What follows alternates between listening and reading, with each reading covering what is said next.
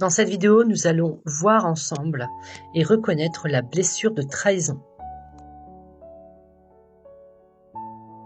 La trahison, c'est subir une infidélité de la part de quelqu'un ou d'une cause, voire même être abandonné pour une cause bien particulière.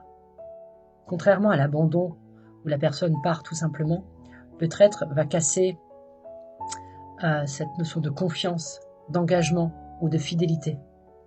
Par exemple, dans un couple, une personne peut quitter l'autre et l'abandonner tout simplement, ou alors elle peut quitter l'autre pour partir avec quelqu'un d'autre. C'est à ce moment-là qu'intervient la trahison. Les différents signes qui vous permettront de reconnaître une blessure de trahison, vous allez avoir cet aspect très contrôlant. Le fait que vous désirez tout contrôler dans votre vie va vous permettre de ne pas être trahi ou de ne pas être blessé, puisque vous avez l'impression d'avoir le pouvoir. On retrouve les perfectionnistes qui ont peur de se tromper. Ils ont peur d'avoir tort, ils ont peur de l'échec. Généralement, ils sont très tatillons, ils n'accordent pas le droit à l'échec. On va retrouver également les personnes qui ont un air, vous savez, très hautain, où ils ont l'air très confiants, alors qu'en réalité, à l'intérieur d'eux, c'est tout à fait le contraire.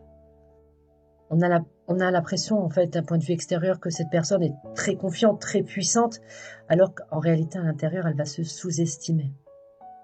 Généralement, quand on rencontre une personne très arrogante, il faut savoir qu'à l'intérieur d'elle, elle cache un profond mal-être, même une très grande dévalorisation d'elle-même.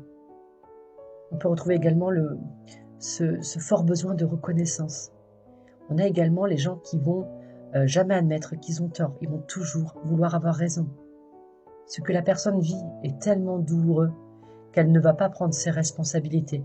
Elle va préférer renvoyer cette image à l'autre pour ne pas souffrir. Donc on retrouve des personnes qui peuvent être très manipulateurs à renverser les situations et rendre l'autre responsable plutôt que d'admettre que c'est eux qui ont eu tort. On retrouve également des personnes qui sont très colériques. Ils ont une certaine rage, une certaine fureur. Et bien évidemment, c'est des personnes qui ont véritablement une peur de l'engagement. Au niveau des origines de cette blessure, généralement elle remonte à l'enfance entre 3 et 6 ans. Et en fait, elle est souvent liée aux parents du sexe opposé. Donc pour un petit garçon, ce sera la maman, et pour la fille, ce sera le papa. C'est pas une généralité. Il faut savoir que la figure du modèle du parent opposé est souvent un modèle en fait pour l'enfant. On peut retrouver une certaine attirance chez l'enfant vis-à-vis du parent. Et c'est tout à fait normal. C'est une projection normale et inconsciente. Quand l'enfant, par exemple, je prends l'exemple d'une petite fille, elle a vu son père être fort séducteur avec d'autres femmes alors qu'il était en couple.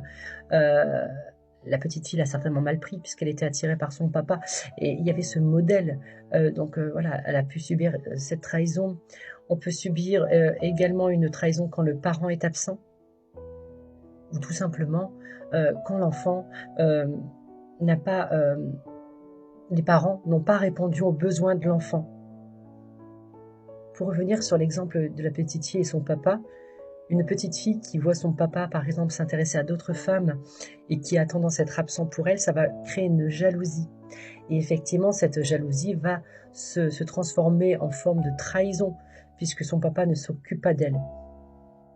Voilà pour la blessure de trahison. J'espère qu'elle vous aura aidé, cette vidéo, à comprendre si oui ou non, vous devez travailler cette blessure de trahison.